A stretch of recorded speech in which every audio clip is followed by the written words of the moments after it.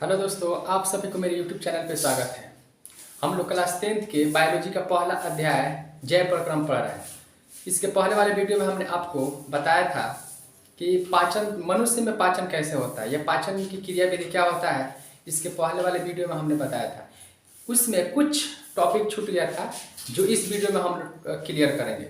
और इसके बाद जो वीडियो आएगा उसमें हम लोग इस चैप्टर का टोटल ऑब्जेक्टिव को देखेंगे। ठीक है, तो आपसे उम्मीद है कि आप सबसे पहले जो आपका वीडियो छूट गया उसको देखें, उसके बाद ये वीडियो देखें। इसमें क्या है, इसमें हम लोग जानते हैं 3 टॉपिक यहाँ पे हमने लिखा हुआ है। एक स्वाद कलिया, दूसरा दांत और तीसरा जो है दंत अस्थि क्षय क्या है ना। इसके बाद और भी टॉपिक है, उसको हम लोग पढ़ेंगे। सबसे पहले हम इसको क्लियर कर लेते हैं। देखिए यहाँ पे लिखा है कि दंत अस्थि या स्वाद कलिया क्या है। तो स्वाद कलिया किसे कहते हैं?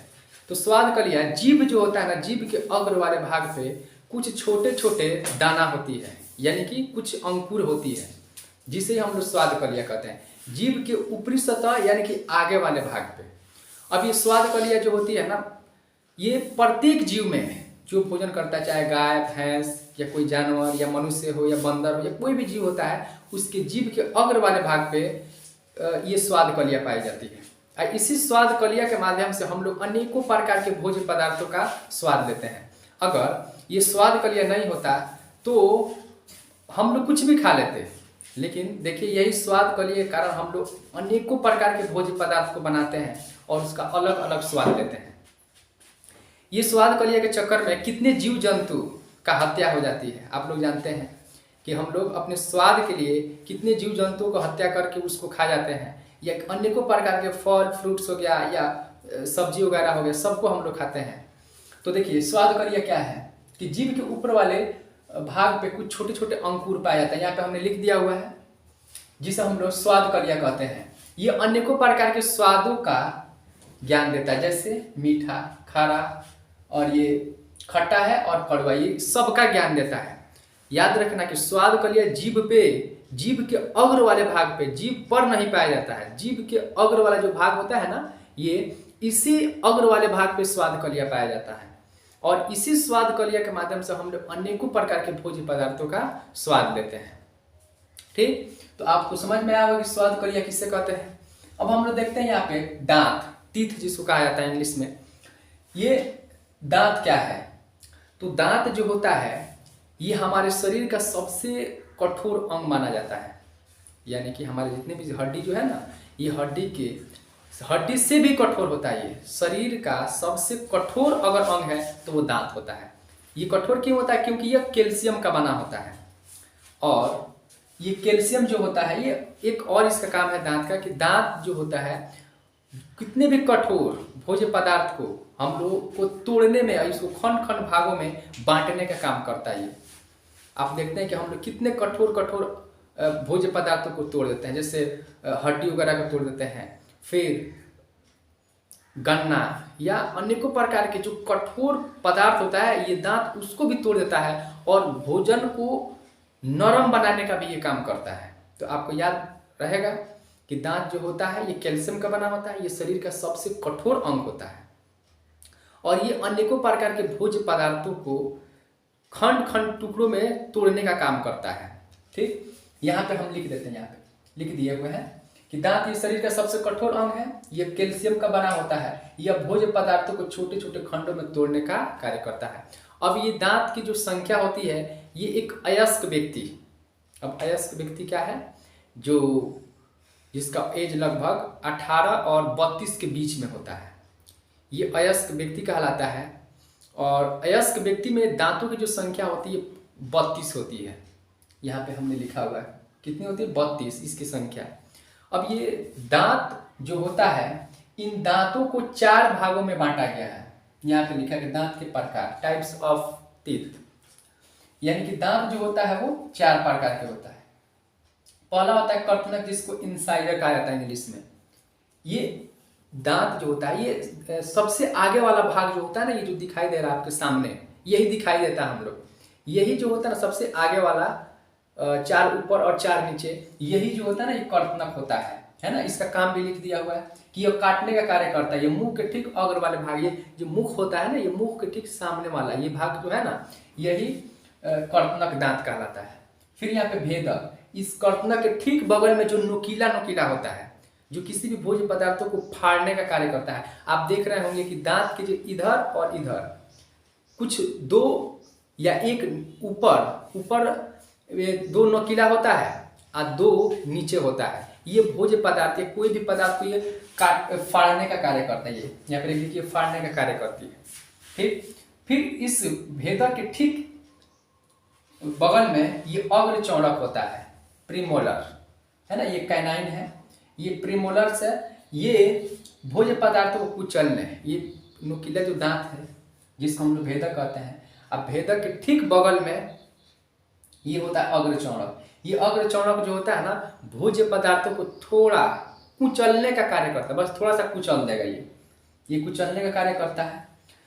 सबसे इंपॉर्टेंट काम होता है चौड़क का, जिसको मोलर कहा जाता है। ये भोज्य पदार्थों को यहाँ से हम लोग आगे वाला दांत से काटते हैं, फिर उसके बगल वाला ये फाड़ता है, फिर उसके बगल वाला उस भोज्य पदार्थ को थोड़ा सा कुचलने का कार्य करता है। और सबसे जो लास्ट में होता है ना, जो बिल्कुल चिपटा चिपटा हुआ होता है, ये चिपटा चिपटा जो होता है ना, ये भोजन को पीसने का काम करता है, यानी बिल्कुल उसको महीन पीसने का कार्य करेगा। ये जो दांत होता है ना, अलग अलग जीवों में अलग अलग प्रकार से पाया जाता है। यानी कि भगवान ने जिस जानवर को जिस तरह से भोजन को ग्रहण करने का विधि अलग अलग दिया, वैसे उन लोगों में दांत भी अलग अलग होता है। जैसे बकरी होती है, तो जो बकरी होती है, गाय हो गई चपाया, बकरी, गाय, भैंस, इन लोग का दांत जो होता है ना, बिल्कुल चपटा चपटा हुआ होता है, क्योंकि इन लोगों को घास खाना होता है। ये केवल घास को खा सकती है और घास को फिर दोबारा उसको लाकर फिर उसको कुचल कुचल कर बिल्कुल पीस कर उसको नरम बनाकर फिर दोबारा निगलती है। तो इन लोग का जो दांत होता है ना, वो बिल्कुल चपटा चपटा हुआ होता है। लेकिन कोई शिकारी पशु होता है, यानी कि जो कोई शेर या बाघ का आप लोगों ने दांत देखा होगा, बिल्कुल नुकीला नुकीला होता है, क्योंकि उसको मांस खाना होता है। और मांस के लिए वो दूसरे जानवर को जब वो मारता है, तो बहुत ऐसे जानवर होते हैं जिनका शरीर के ऊपर वाला जो चमड़ा होता है बिल्कुल कठोर होता है, तो ये अपने नुकीले दांतों से उसको फाड़ देते हैं। और इन लोग का जो दांत होगा बिल्कुल नुकीला नुकीला होता है, यानी कि ये उस चमड़े को फाड़ कर फिर उस मांस को ये लोग खाते हैं।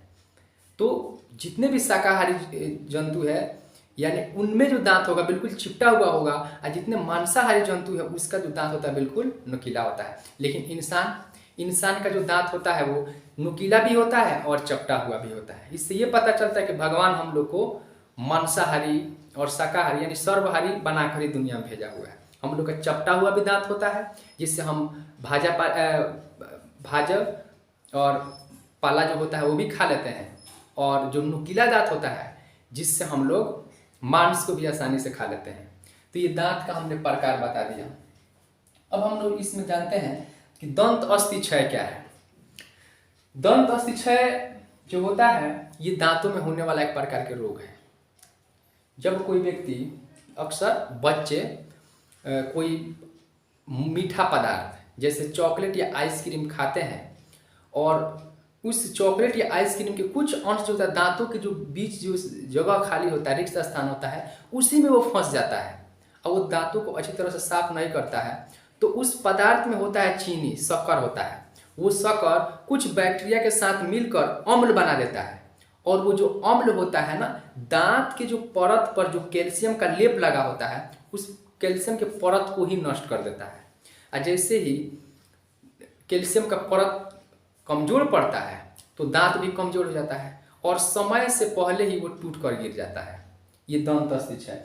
तो यहाँ पे हमने लिखा हुआ है कि जब कोई व्यक्ति, अक्सर आप बच्चे को ही देखते होंगे कि जब कोई व्यक्ति मीठा पदार्थ जैसे चॉकलेट, आइसक्रीम आदि को खाता है और दांतों को अच्छी तरह से साफ नहीं करता, तो ये चीज़ें दांतों से चिपक जाती है, और इसमें होता है शुगर यानी कि चीनी होता है। इसमें उपस्थित चीनी जो होता है ना, बैक्टीरिया के साथ अभिक्रिया कर अम्ल बनाती है।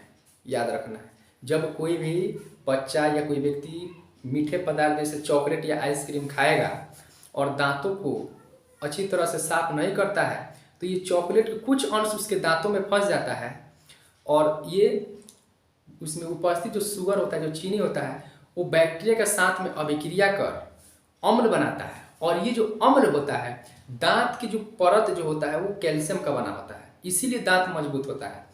ये अम्ल जो होता है ना, वो कैल्शियम के परत को ही नष्ट कर देता है। और जैसे वो परत को नष्ट करता है तो दांत जो होता है वो कमजोर होगा, और कमजोर होगा तो समय से पहले ये टूटकर गिर जाता है। तो यही दंत अस्थि क्षय कहलाता है। ये दांतों के परत को कमजोर बनाता है, जिससे दांत समय से पहले टूटकर गिर जाता है। ठीक, तो ये 3 टॉपिक जो आपको समझ में आया। और इसका एक और टॉपिक है दंत फलक, उसको हम लोग देखते हैं। इसको आप स्क्रीनशॉट कर लें। इसके बाद का टॉपिक दंत फलक है। दंत फलक क्या होता है? तो दंत फलक क्या होता है कि जब हम लोग या कोई भी व्यक्ति जब अपने दांतों को अच्छी तरह से साफ नहीं करता है तो उसके दांतों के ऊपर एक पीला परत जम जाता है। दांतों को जब अच्छी तरह से साफ नहीं किया जाता है तो उसके दांतों के ऊपर एक बहुत ही पीला परत जम जाता है, जिसे ही दंत फलक कहते हैं, जिसमें मुंह से काफ़ी गंदा बदबू आने लगती है। यहाँ पे देख रहे हैं, जब दांतों को अच्छी तरह से साफ नहीं करते हैं तो दांतों पर एक पीला परत जम जाता है और मुंह से बदबू आने लगता है। इसे हम लोग क्या कहते हैं? दंत फलक कहा जाता है। तो दंत फलक क्या है कि मुंह को अच्छी तरह से साफ नहीं करने के उपरांत ये रोग उत्पन्न होता है। तो इसलिए आपसे रिक्वेस्ट है कि आप अपने दांतों को अच्छी तरह से साफ करें। यहाँ पे देखिए, अब हम लोग पढ़ते हैं यहाँ पे यकृत, एक टॉपिक जो छूट गया था। यकृत ये शरीर का सबसे बड़ा ग्रंथि होता है। यकृत जो होता है ये शरीर का सबसे बड़ा ग्रंथि होता है, जिसका भार 1.5 kg तक होता है। ये शरीर का सबसे बड़ा ग्रंथि होता है। इसमें पीत रस, यह जो होता है ना यकृत, यह पीत रस को स्रावित करती है। यह जो पीत रस जो होता है, यह एक इसी के अंदर एक छोटा सा थैली होता है, पीला हरा टाइप का एक थैली होता है, जिसे पित्ताशय कहा जाता है। और इसी पित्ताशय से ये जो यहाँ पे हमने लिख दिया हुआ है पित्ताशय, यानी कि पित्ताशय जो होता है ना, एक गाढ़ा हरा रंग का क्षारीय द्रव्य स्रावित करती है, जिसे पित्त रस कहते हैं। आप लोग देखते होंगे कभी कभी क्या होता है ना कि हमने आपको बताया भी था कि अमाशय के अंदर HCl अम्ल स्रावित होता है। HCl अम्ल, तो HCl अम्ल जो होता है वो भोजन के साथ आए जीवाणुओं को नष्ट करता है और भोजन को सड़ने से बचाता है। लेकिन कभी कभी किसी कंडीशन में ये जो अम्ल जो होता है ना, ज़रूरत से ज़्यादा कभी स्रावित हो जाता है। तो जब ज़रूरत से ज़्यादा HCl अम्ल स्रावित हो जाता है तो पेट के अंदर खाना खाने के बाद या पेट में हल्का हल्का मीठा मीठा दर्द होने लगता है। कभी ये दर्द अचानक से बढ़ जाती है, जिससे लोग परेशान हो जाते हैं और क्या करते हैं कि कुछ गलती कर बैठते हैं कि नींबू पानी जो होता है ना, नींबू वो पी लेते हैं। तो एक अम्ल ज़्यादा स्रावित होने से दर्द हुआ, और नींबू जो होता है वो उसका भी pH मान जो होता है ना वो भी अम्लीय प्रवृत्ति का पाया जाता है।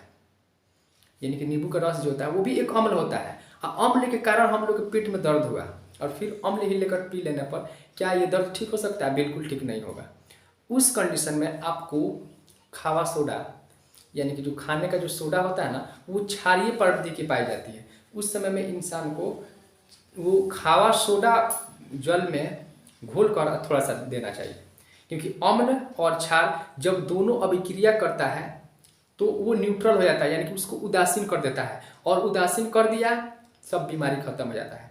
तो उस कंडीशन में आप ये गलती ना करेंगे कि उस व्यक्ति को आप नींबू पानी देंगे, बल्कि उसको खावा सोडा ही पिलाएंगे, जिससे वो ठीक हो जाता है। और वही खावा सोडा यानी कि जो हम लोग ऊपर से पीते हैं, और वही खावा सोडा का कार्य ये हमारे पित्ताशय से जो रस स्रावित होता है, जो एक गाढ़ा और हरा रंग का होता है।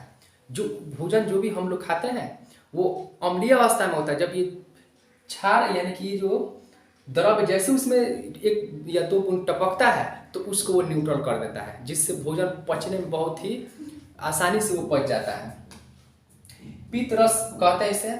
अमाशय में ये आय पदार्थों को क्षारीय बनाता है। अमाशय से जो भी पदार्थ हम लोग लेते हैं, तो जैसे ही वो हमारे छोटी आंत में जाता है तो ये जो होता है ना, उसमें ये क्षारीय पदार्थ उसमें टपका देगा, जिससे वो भोजन जो होता है ना वो क्षारीय अवस्था में हो जाता है और जो भोजन आसानी से पच जाता है। अब हम लोग देखते हैं यहाँ पे अग्न्याशय।